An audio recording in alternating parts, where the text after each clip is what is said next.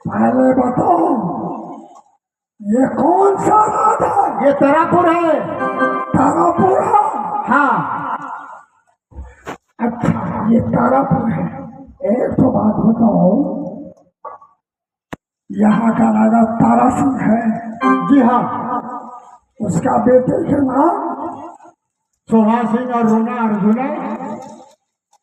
अच्छा इस घर में कोई लड़का या लड़की दोनों हमरा मारला तू तते ने मारला ना हमरा जय भगवान देवता हम लगवा दे गेल क्या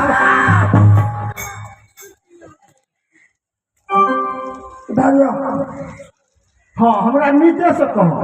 अच्छा बच्चा जन्म लिया है लड़की या लड़का? लड़का जन्म लिया। लड़का जन्म लिया है? हाँ। चलो तुमको इतना इनाम देंगे, इतना इनाम देंगे जो तुम्हारा परिवार और तुम भर खाओगे तो नहीं सकेगा। हम तो राजा के मंत्री थे तो हमरा कौन कमी के खाए के पिए के और तोरा से कथी ले लेबो? जकर निमक खाते तकर हाँ नारा देखा हो आबो कह दी बच्चा को दिखा सकते हो? बच्चा ला तू समेत लाया है? हाँ। ओहो जय भगवान ठीक है कह के